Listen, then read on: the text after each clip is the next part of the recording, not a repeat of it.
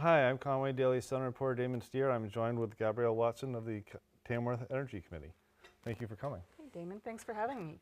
So can you just walk us through a little bit about what the committee is, who's on it, and what you plan to do? Okay, yeah, we started out this year. We're a new committee, sort of still getting our sea legs, but we're focused on saving Tamworth residents and the municipality money by investing in energy efficiency and clean energy production primarily. And so our role is to do research and find out what opportunities there are and then support people for taking advantage of those opportunities. So I'm the chair of the committee. My vice chair is Ted Morgan, and then we have three other members, Ellen Farnham, David Kuhnhart, and John Coombe. And so I think you'll have a warrant article on the warrant this year. And can you tell us a little bit about what that's for? Yeah, so we're really excited about this initiative. It's one of our first big endeavors as a committee. It's about community power for Tamworth, creating Tamworth Community Power, which is going to enable energy consumers in town. Anybody who gets an electric bill, whether it's a business or a homeowner or the municipality itself, to save some money, and also at the same time have options to get more renewable energy in their energy mix. And so how does it work? So it's kind of like a buyer's club in a way. So all of the energy customers in town get pooled together, and that gives us more buying power and negotiating power with energy suppliers. And we're going to be working with a nonprofit agency who's going to be helping do the buying and trading and purchasing of energy for us. But basically, because we're pooling all of the energy customers in town, we get a better deal. And what are the estimated savings? Do you have any kind of ballpark number? And who is the consultant group that you're working with? Yeah, so we're working with a nonprofit. It's called Community Power Coalition of New Hampshire. They've been working since 2019 and really launched last year when the state of New Hampshire finalized all the process for communities to do community power. And they are, as a nonprofit, really focused on customer interest. So we expect homeowners. We're in the Eversource territory. We're going to be saving about 2% off of what a default Eversource customer would be paying. So right now the differential isn't a whole lot, but if we were in, say, Liberty utility territory or Unitil territory, we'd be saving like 15 to 20%. It really depends. Eversource came out with very low rates just recently, as people may be aware. Might be a little confusing to people that if we're not buying power altogether right now, but we're pretty much all getting power from Eversource. Can you explain how that works? Yeah, so actually in New Hampshire you can buy power independently of Eversource. Anybody could do that today. You go on the Public Utility website, Public Utility Commission website, and you can find different competitive suppliers.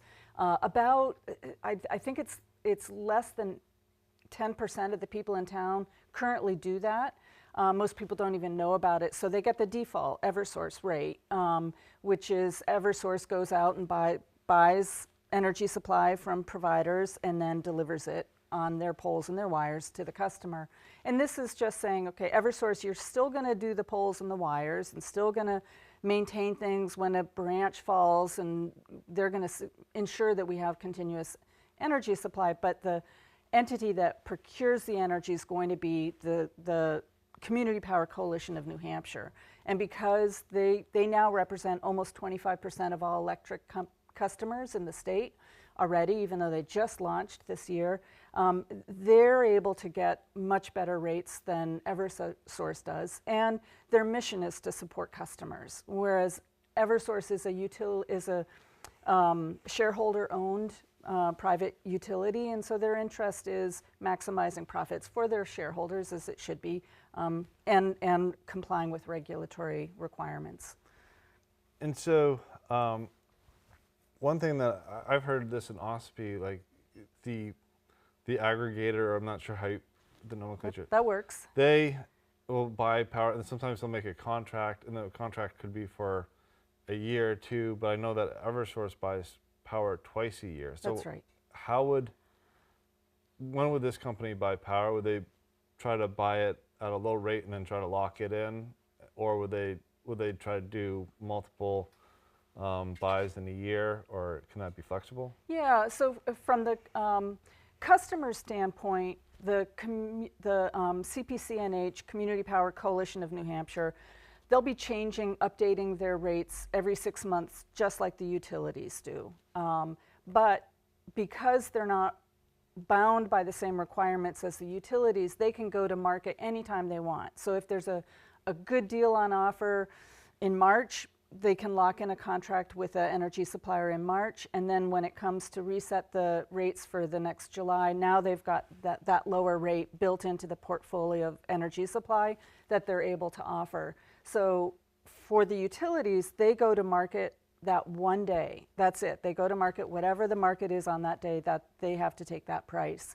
For the independent suppliers, either the CPCNH, which we're working with, or they're two private brokers who are also offering community power, which I believe Ossipee is considering that, they can go to market anytime they want.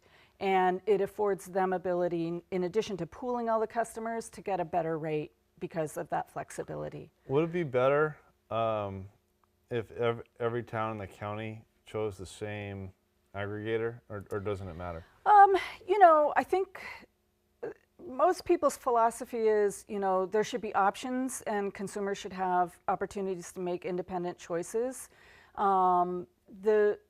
Some counties have decided to go ahead and join a community power program as a county, which enables every town in that county to then sign on very easily without a lot of work. So, but that's not a choice that our delegation has made in Carroll County. So what that means is that every single town in Carroll County needs to go through the process that we've gone through, which is developing a plan that is compliant with the Public Utility Commission's requirement for community power, host public hearings, which we've hosted 2 of those, and that's the requirement, and then bring the warrant article to town meeting. If the whole county joined in, like Cheshire County has, then the town just signs up, like, yep, that's a good deal. We think it's going to be good for our our residents and for us, and we just want to sign up for that. I was just wondering if one town is good and can reduce the rates, would 3 towns, 4 towns, 18 towns drive it down further? The more towns join, the lower the rates will get overall. So it's just going to keep improving over time. That's for sure. Making that easier for towns to do, I think, is a good thing to do. If I were in charge at the county level, I'd be doing that. I'd be, advocating for that. But as it is, every town gets to make that choice for themselves, and that's also a positive thing. One thing this is a concern I heard was, let's say the town of Tamworth goes for it and passes it. Would EverSource, like if there's a big storm, say, well, we'll slow walk our response to Tamworth because they're not buying their power from us, or is there any protection that way? I mean, I don't like to subscribe to conspiracy theories, and I would certainly hope that's not the case. I feel, having lost electricity for 2 days because of a big tree going down, that EverSource, this is what they do. They're really good at keeping the energy flowing. I mean, that is their bread and butter, and they're very professional about it. I'd be shocked if something like that happened. That would be your role, Damon, to go and investigate that if that were alleged. Yes, and I don't have anything to back that up, and I'm only picking on EverSource because they serve Tamworth. But that was just a concern that I heard from someone who wanted me to ask that. Let's see. So right in what's the gist of the article? What will it say? So the article says, does the town, I actually have it with me, but the gist of it is, do the residents want to authorize the select board to initiate a community power program based on the plan that we've developed, that they've reviewed, and there's a caveat built into the warrant article, which says that if the rates for community power are not lower than Eversource, the program won't launch. And that enables the select board to say, hey, we don't think this is favorable now. Let's wait till a later date when it is favorable. With the latest rates that were just released from Eversource and also Community Power Coalition of New Hampshire, the Community Power Coalition is lower than Eversource. They're offering the lowest rates in the state right now, even as compared to the other private community power brokers. And the Eversource rates, you know, they had a historic decline or reduction this last rate setting period. It's unlikely that that will continue indefinitely going forward. And it's likely that the differential between Eversource and community power will be greater in the future. CPCNH lowered their rates by 26% in this latest rate setting process. So these things go up and down, and so maybe some flexibility is good, because I'm old enough to remember when they were really high. Old enough as in 2 years ago, Damon? Yeah. Yeah, I mean, we all got hit by, you know, 20 cent per kilowatt hour, 22 cent per kilowatt hour electricity 2 years ago over the winter. It was painful. I know a lot of people decided not to heat their homes with electricity, even though that was their primary source, and go to wood heat because they just couldn't afford it. It was quite startling. One of the things that's an advantage with CPCNH is that part of their business model is to ensure that we have rate stabilization, so that if we ever did hit another spike in global energy prices, they would be able to use some of their reserves to offset that, and customers wouldn't see quite as high a spike as we did 2 years ago. One of the things I find most fascinating about this program is its bipartisan support. I see, you know, people like Gwen Cordelli and yourself are on opposite ends of the spectrum, mostly, but seem to be agreeing on this. Yeah, I mean, it ticks all the boxes. It's consumer choice, it's local control, and it's investment in our own communities rather than supporting a utility that, you know, their shareholders have a legitimate interest to their profit margin, but that's not in our interest. This is much more about building our own economies. So what are kind of the steps along the way towards March, and then what's the time horizon for this coming to fruition if it passes? Yeah, so I mean, technically we've fulfilled all the requirements under the RSA that governs this.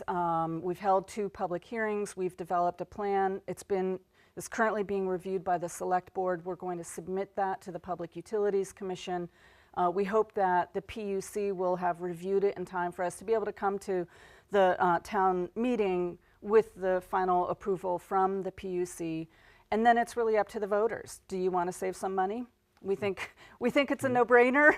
But the other thing that I think that people should know about is, with community power, unlike the utility rates, you can opt up to more renewables in your mix. So our basic default rate is going to be the least expensive, which matches the same amount of renewables that Eversource has by law in the energy mix.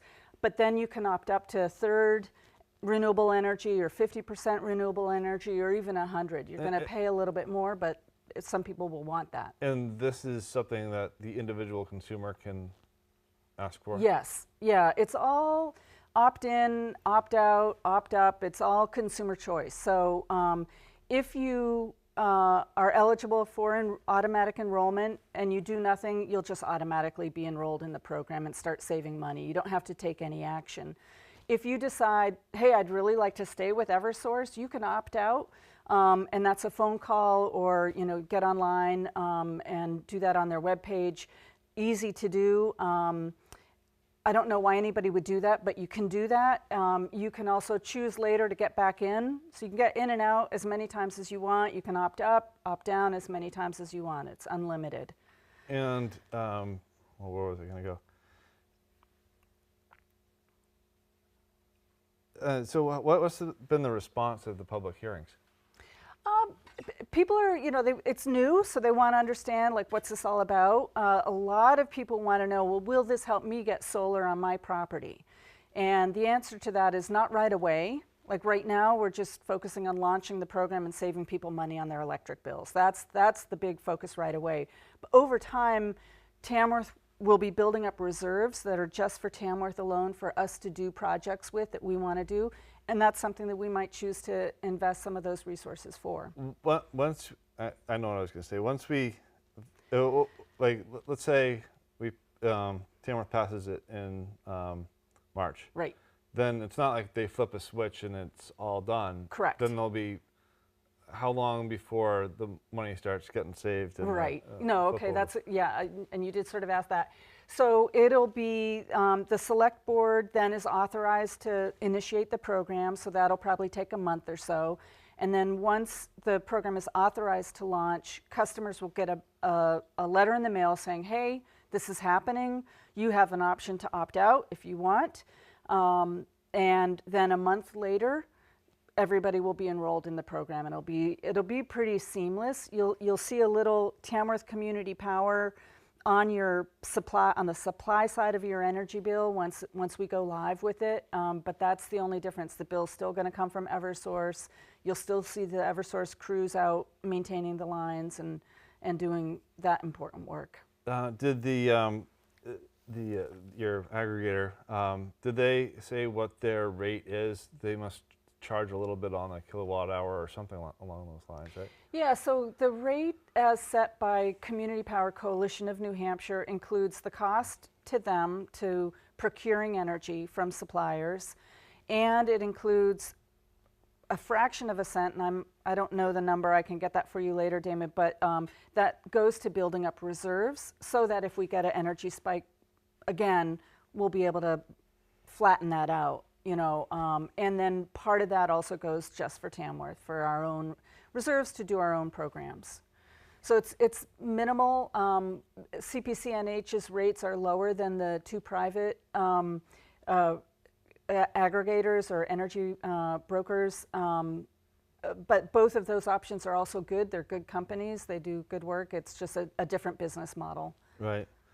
I know that, I think OSP was looking at a different company, and I think Conway was looking at somebody else. And so it's just interesting that, you know, we're all doing kind of different things. But right. But that's the beauty of the option. We, as an energy committee, we did our due diligence, and we had interviews and looked into the three options and considered the pros and cons of each of them.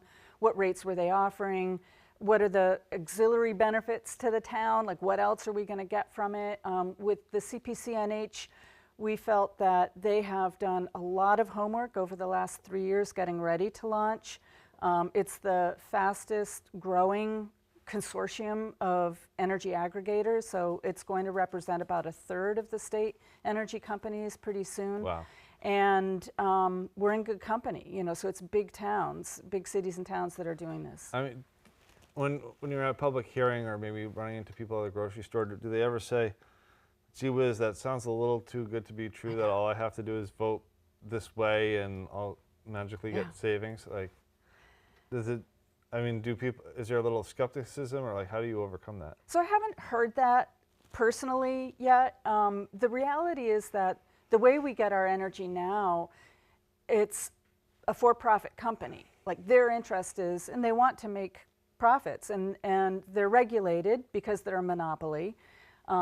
Wherever you live, you can only have one utility serving your house, so that's a monopoly. It's regulated by the Public Utility Commission, but their interest isn't first and foremost customers, and that's the difference. With Community Power, the interest of the power suppliers, in our case a nonprofit entity, it's us. It's consumer choice, consumer voice, and the people who have built CPCNH come at that from, like, that's their passion. They want people to be in charge of their own energy supply.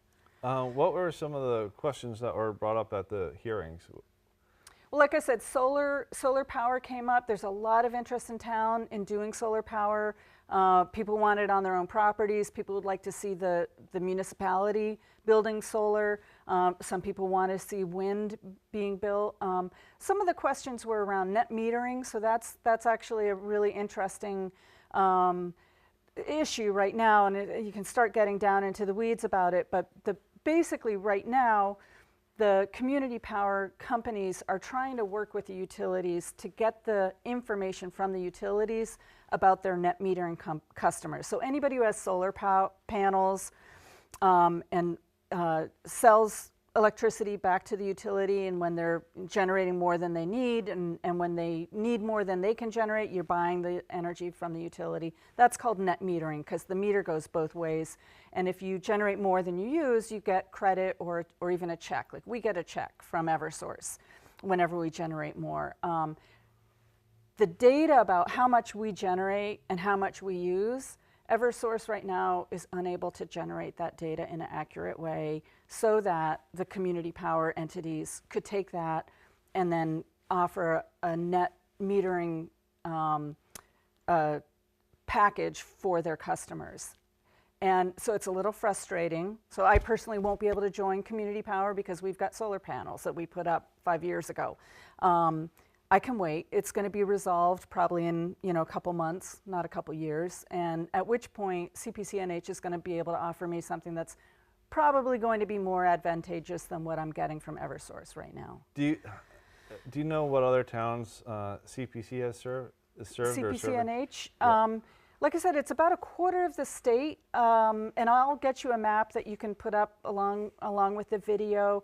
We're the only town in Carroll County, but the majority of the towns in the southern part of the state have gone with CPCNH, along with a large swath of towns along the Vermont border. And then there's a cluster of towns, Berlin and 2 other towns north of us, who are currently pooling together as a 3-town coalition, if you will, joining in with CPCNH. Are there any topics or along these lines I haven't hit yet, or that you want to make sure our viewers understand? Well, one of the things that we found very appealing about CPCNH is that they have it's local control. So every town that's a member has representation on the board that governs CPCNH, so all the decisions get controlled by the towns and the communities that are members in it.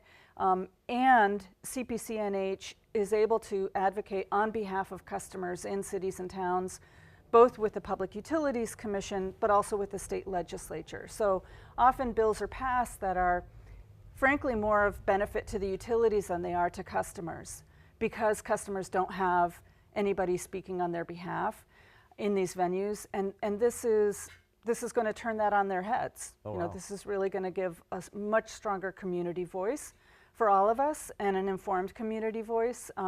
We've been very, very impressed with both, particularly the board chair, but also the participation of the other member communities in the board deliberations, and we're very impressed with the executive director, who is running the shows, formerly of the what's it called? The co-op, New Hampshire Electric Co-op, running their innovative service programs there, and was hired by CPCNH, and so now he's running that for us, and so we can anticipate some really exciting things around differentiated rates, like time of use rates. So if you cut back on your electricity use when the rates are really high, you'll save money.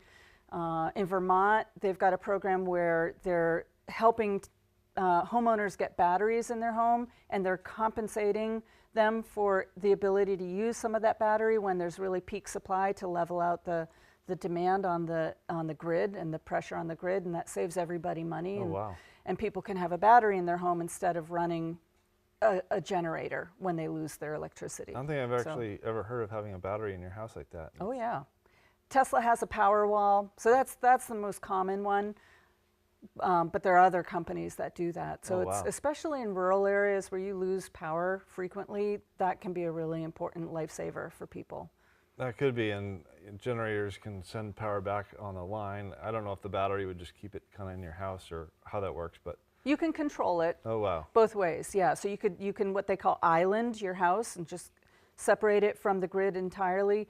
What they're doing in Vermont is, because when everybody's like turning on their air conditioner or cranking up all their appliances at home, energy use goes up a lot, and now you have to turn on power generators that cost a lot of money, like the plant in Bow, for instance, only gets turned on when we've got a big demand going on. It's expensive to do that. And so if you can lower the demand a little bit, then you can avoid the expensive electricity. And so what they're doing in Vermont is they're taking just a little bit of energy out of everybody's battery, 10% here, 5% there, so that the overall energy demand goes down and nobody has to pay the high prices during peak demand periods. Well, with a few minutes left, do you want to talk about where people can go for more information on your committee, or when you guys meet and how people can be in touch with you? Yeah, so like I said, we're a new committee. We're always interested in having people come and join us. Right now we're meeting twice a month, the first and third Mondays of the month from 3 to 4:30. It's a lot. We meet at the Cook Memorial Library in Tamworth. We also have a page on the Tamworth town website. So if you go in under committees and commissions, you'll see the Energy Committee there, and we've got a lot of information about community power there. We have recordings of the public hearings that we have. We've got the slide deck. We've got the plan that we're going to submit to the Public Utilities Commission. So there's a lot of information there. And we've got an email address, so you can always drop us a line. I got an email just the other day saying, hey, I'd really like to put in solar. Will CPCNH help me do that? The answer is not right away, but eventually, hold tight, we'll get there. We've got to launch this thing first. That's the first step. Awesome. Well, thank you very much for coming. Thank you, Damon. It's a pleasure.